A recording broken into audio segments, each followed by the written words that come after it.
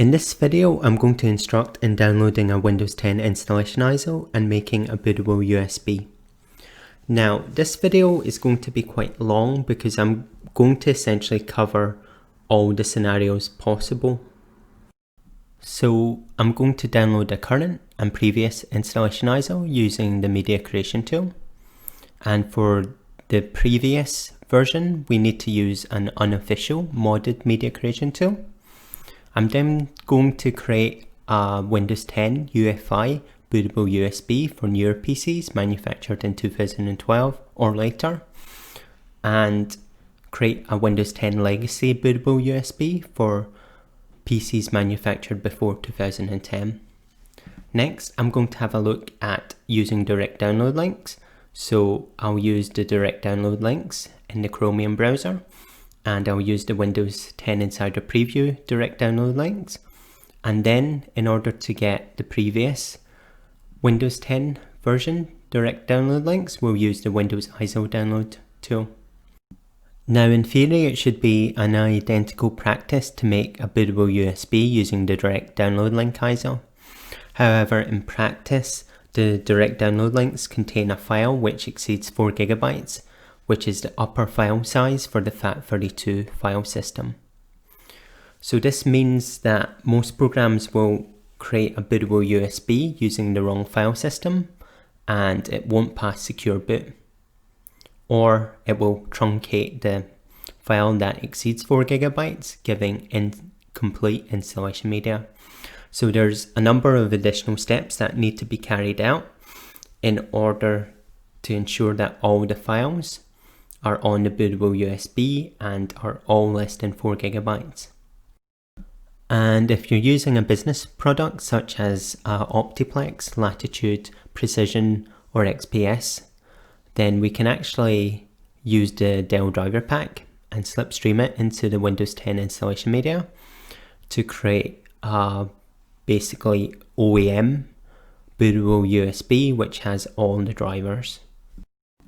And just before getting started, I just want to mention that in the vast majority of cases, you'll only need to download the current Windows 10 installation ISO using the media creation tool, and then you'll need to create a Windows 10 UEFI Bootable USB. So this will only be the start of the video that you'll essentially need. Now, I'll leave timestamps in the YouTube video description, so it's just easier to navigate to the current section for those that are interested in the other scenarios. So this YouTube video is also going to be linked to the written installation guide, which is available on Dell Windows Reinstallation Guide.com/Windows-10. So I'm going to go to the written version of the guide just now.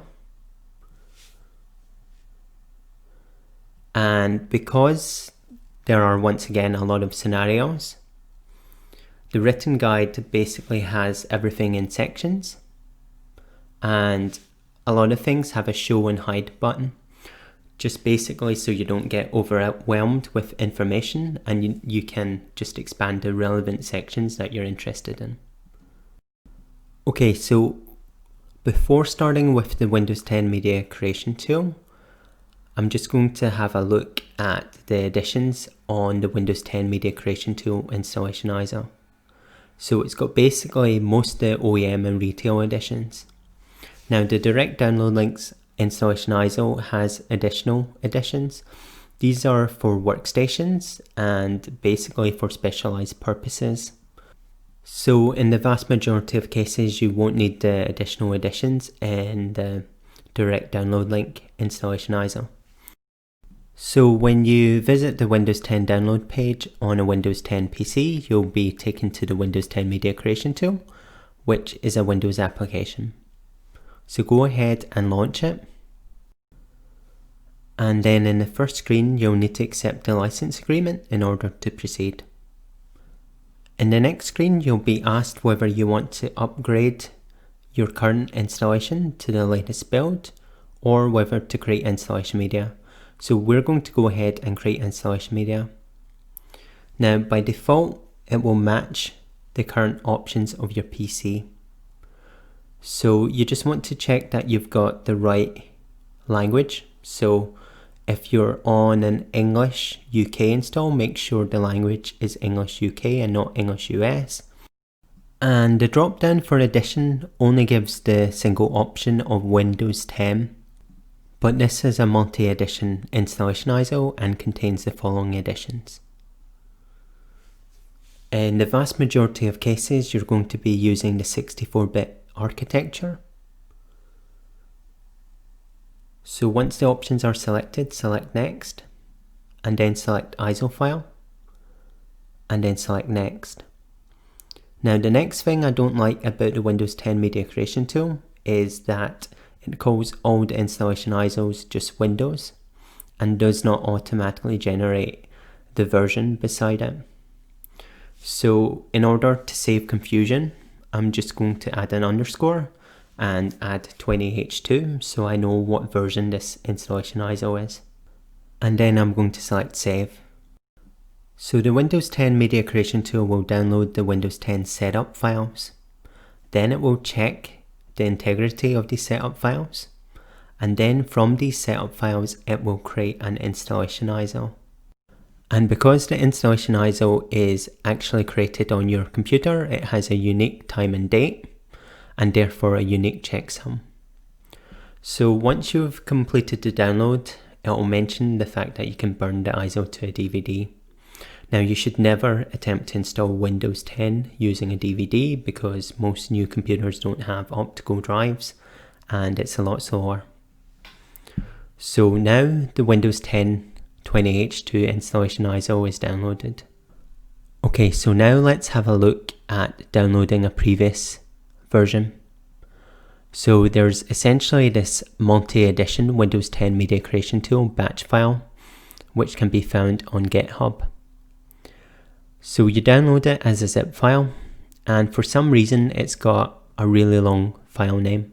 So let's just rename it MCT, and then we want to extract it. And then for some reason it's got a really long subfolder. So let's just cut the contents and delete this long named subfolder. Okay, once we've got this, what we want to do is right click the Media Creation tool, batch file, and select Run as Administrator. Then we need to select More Information and Run Anyway, and then accept the user account control prompt. So now we get this basic form which basically allows us to select the version. So I'm going to select 20H1, the previous version of Windows 10, which was released in the first half of 2020. And you'll see a very familiar looking Windows 10 Media Creation tool. So we need to accept the license agreement again.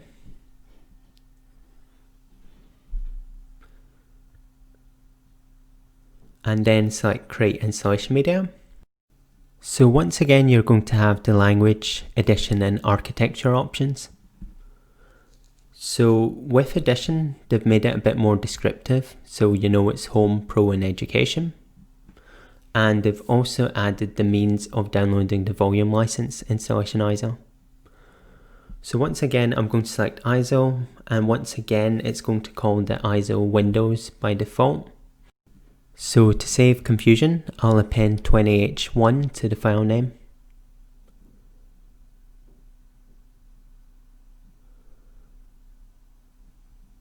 Okay, so now I have both 20H2 and 20H1 downloaded using the Windows 10 Media Creation tool. So let's have a look at the installation ISOs now. So you can right click them and mount them within Windows Explorer to view their contents. And the Windows 10 Media Creation tool installation ISOs contain an install.esd file which is found within the sources folder. So if I just right click it and select Properties, I can see that the file size is 3.90 gigabytes. And this is less than 4.0 gigabytes, which is important when it comes to creating installation media. And all the versions downloaded using the Windows 10 Media Creation tool have a install.esd file which is less than 4.0 gigabytes. So my preferred utility to create a bootable USB is Rufus. So let's go ahead and download Rufus now. Okay, so we can get the Linux version of Rufus from the Rufus website.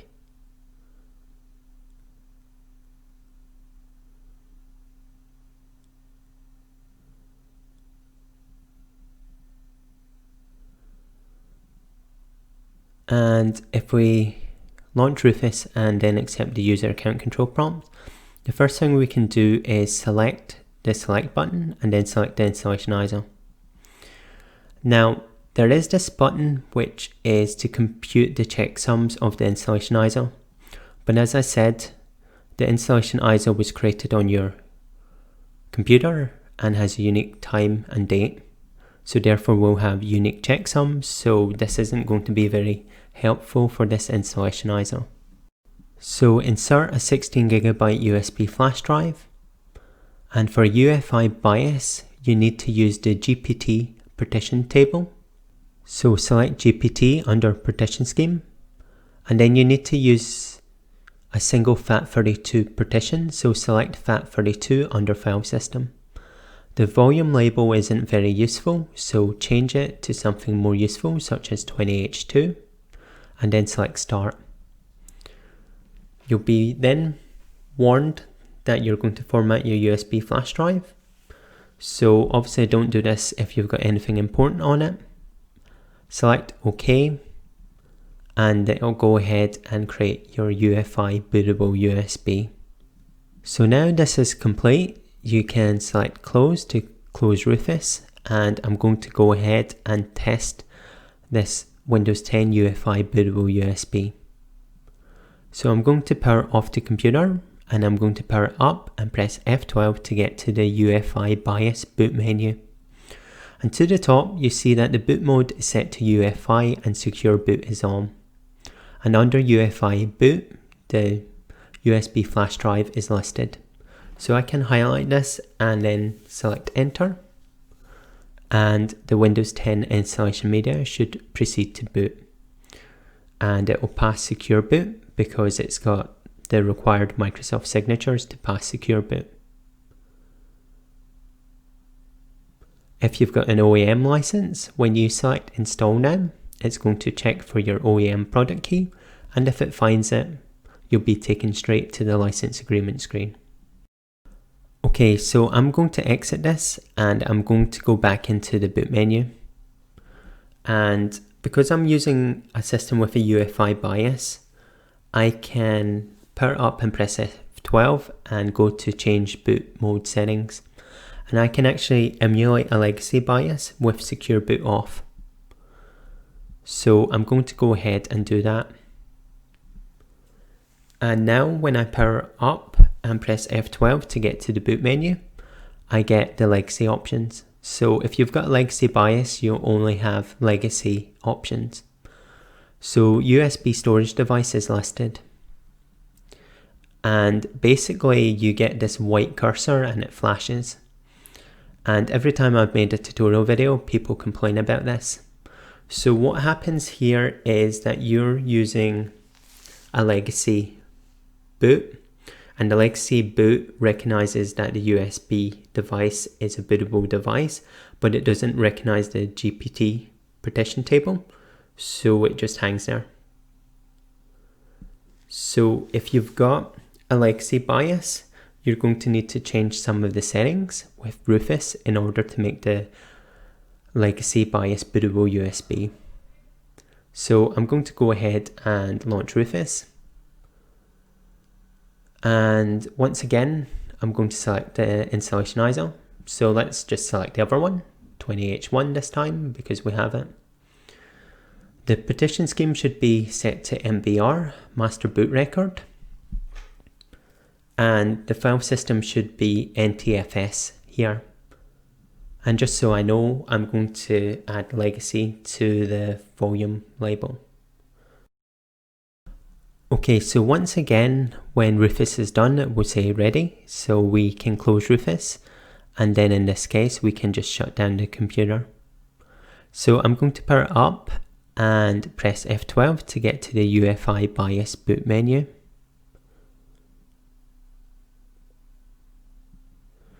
And I'm going to change the boot mode settings to emulate a legacy BIOS.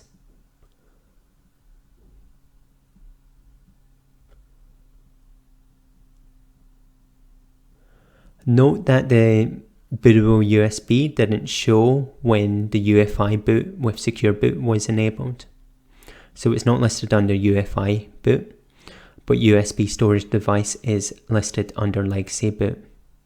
And now instead of just this black screen and this white cursor flashing forever, the Windows 10 installation media begins to boot. And then you will be able to use it for a legacy install on an older computer. So you should always use a UEFI boot with secure boot when it's supported on your system. So I'm going to go back and just change the settings back to UEFI boot with secure boot. So secure boot stops unwanted malware from hijacking Windows 10 before it boots, and the GPT partition scheme allows multiple partitions on the drive, giving more recovery partitions, making the boot more stable. Now let's have a look at using the direct download links. So let me just go back to the written version of this guide.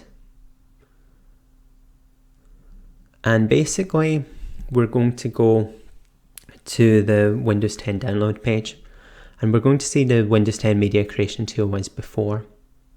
Now if you're using Chromium, Edge or Google Chrome, press F12 and then toggle the device till you get to a mobile device.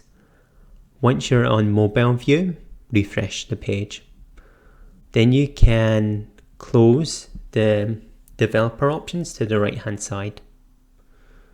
So this is how it will look on a non-Windows PC or mobile device. You get a drop down to select the edition, which is basically the version here. And then you need to select your language. Now English International is Commonwealth English, so it's English UK. And what Microsoft call English is English US. So you're going to get 64-bit and 32-bit download links, and in most cases you're going to use the 64-bit download link. So let me just search for English, and the ISO checksum is going to be beside this. And once again, as mentioned, this installation ISO has the additional editions such as the workstation editions. So Microsoft lists the checksums for this installation ISO, and we can check them using Rufus. So let's go ahead and select the direct download link installation ISO and then select the ISO checksum buttons. So this installation ISO is basically stored on Microsoft servers and downloaded as a winner. And because it's created by Microsoft at a specific time and date, then the ISO checksums are known, and if they match what Microsoft lists, then the ISO integrity is good. For Windows insiders, i.e. those that essentially want to beta test Windows 10 and the latest features, there are sometimes insider preview installation ISOs, and you need to log in with a Microsoft account in order to view these download links. So I'm going to select the latest development channel installation ISO, which is basically the bleeding edge Windows Insider preview. And then I'm going to select English United Kingdom as the language, and then download the 64-bit installation ISO. The direct download links are stored on Microsoft servers. However, in order to access the direct download links, you need to use the front end of the Microsoft website. And this gets updated when a new mainstream build comes out, and the old front end to the previous version is removed. So in order to use the previous front end, we can use the Windows ISO download tool, which basically allows you to select the version of the Microsoft website, which allows you to select the version of installation ISO from their server. So select Windows 10 to the right hand side, and then select your version, and then select your ISO, and then select confirm, and then select your language. English International is English United Kingdom, remember? And then you can get the 64-bit download link. And if I just paste this in the browser, we see we've got the direct download link to the left hand side, but it also requires a time limited token, which generally lasts for a period of 24 hours. And this is generated by the front end of the website. So for this reason, we can't just list the direct download links directly. We need to use the Windows ISO download tool to get a new time limited token. Okay, so as this is a mainstream installation ISO, the checksums are normally listed somewhere on Google. For English UK and English US, I've listed the checksums. So if you just right click it and paste it in, you should get a match. Note, for older versions than 2004, I listed the MD5 opposed to the SHA256. So notice when one of these installation ISOs is loaded that the file system is locked to NTFS. And this happens for the 20H2 and the 20H1 installation ISO.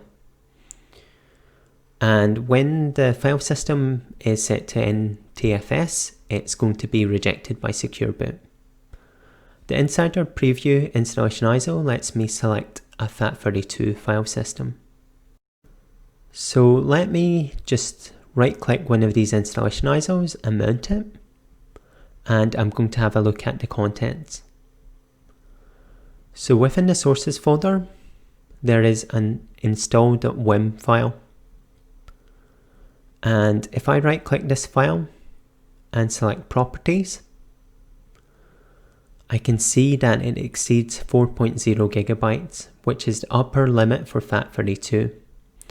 And because there's a file that's bigger than 4.0 gigabytes, Rufus will only allow the selection of NTFS. Now, if I compare the Insider Preview installation ISO and right click the install.wim file and select properties, I can see that this is 3.82 gigabytes, which is less than 4 gigabytes. And because no file exceeds 4 gigabytes, Rufus will default to FAT32. So unfortunately the volume label for both these ISOs is the same, so let me just eject both of them so I don't get them mixed up. And now I'll go back to downloads and just mount the 20H2 installation ISO from the direct download link. So now, in Rufus, instead of selecting the installation ISO, I'm going to select non-bootable, and then I'm going to select a GPT partition scheme and a FAT32 file system and provide a volume label, and then select OK. So this will be relatively fast. It's essentially formatting the USB flash drive. And we can delete these auto-run files. So what I'm doing here is essentially manually copying all the files from the installation ISO over, except the install.wim, which exceeds 4.0 gigabytes. So let me copy everything apart from the sources folder and then create a new sources folder and copy everything apart from the install.wim. Okay, so once everything copies over, we can now have a look at the install.wim. So if we attempt to copy the install.wim over, we get this error message that it's too big for the file system. So Windows Explorer is pretty smart and performs some checks before copying the files. If you try this in Ubuntu 2004, then it's going to attempt to copy the file over, and basically it will truncate the file, giving incomplete installation media. So what I'm going to do instead is copy it to the C drive, and then right click it and select Properties and change the attribute from read only to not read only.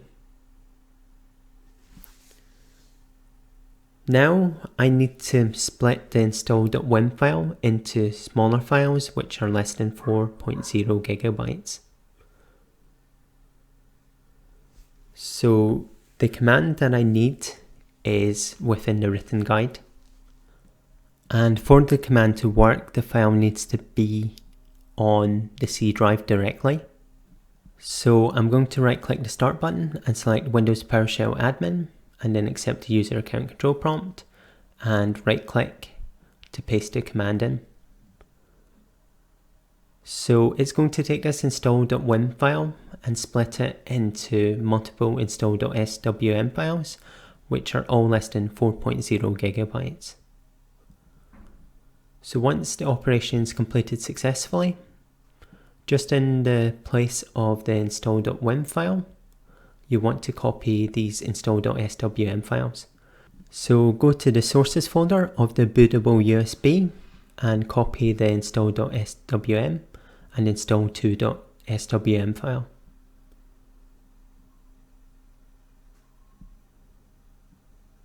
And that's it.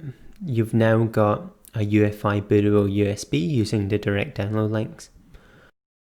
So if you're using a Dell business model such as an Optiplex Latitude Precision or Extreme Performance system, then we can take this one step further and slipstream the driver pack into the install.wim before splitting it.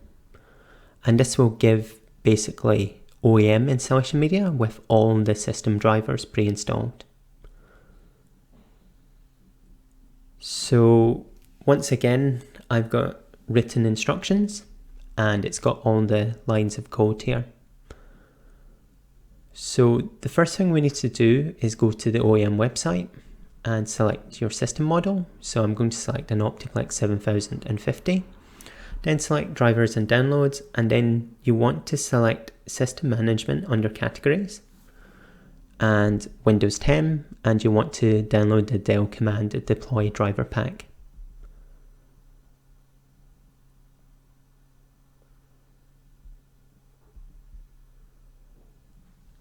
Okay, so once this is downloaded, what we need to do is extract it.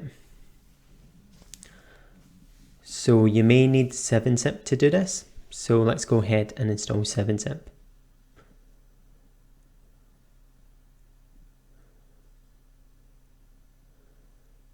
And once 7-zip's installed, we can just right click the cab file and select extract to. And we can ignore the warning. So just go to the subfolder and then there should be Win10 and then x64. And we're just going to rename x64 drivers. And then we're going to copy it directly to the C drive. So you've got a drivers folder and then install.wim. And there's a number of lines of code to copy and paste. So the first thing we want to determine is the indexes on the installation ISO.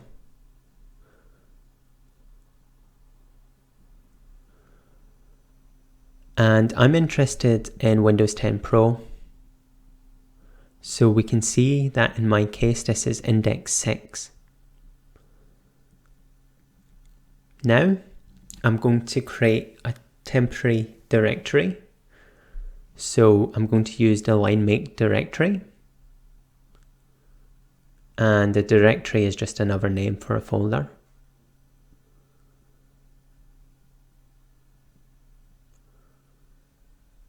So if I open up this C drive now, you should see that this WinTemp folder displays. The next line of code is to extract the index of the install.wim to the temporary folder. So you just need to make sure that this line has the correct index, and I'm interested in index 6, so it's okay. So if we just open this folder, we can basically see it's extracting all the files, basically like a Windows setup would do.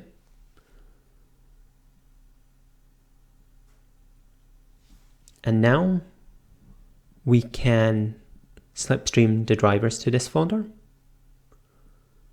And it's going to take some time to slipstream all the drivers that are available in the driver pack. So the next line of code is basically to commit the changes. So this will, instead of extracting the contents of the WinTemp, it will package them up back into the install.wim file. And once this is carried out, you should see the install.wim file will grow in size.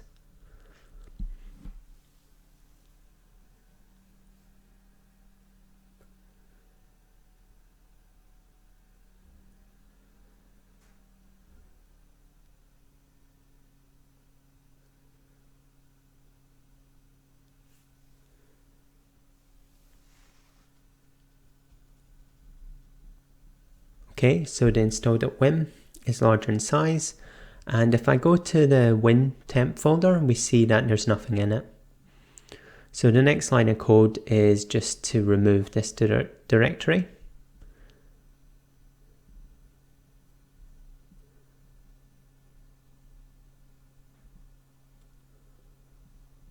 And now it should be gone. And then we can have a look at the information once again. And we should basically see that the changes are made to the professional index. So you can see that the size is much larger than it was before and much larger than the other editions. So once again, the install.wim exceeds 4.0 gigabytes. So we need to split it into multiple SWM files.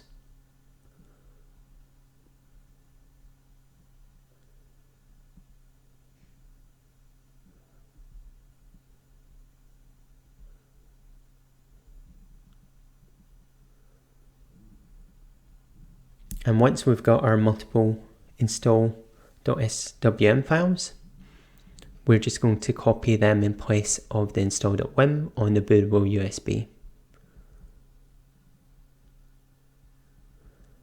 And that creates Windows 10 installation media with a complete driver package slipstreamed into it.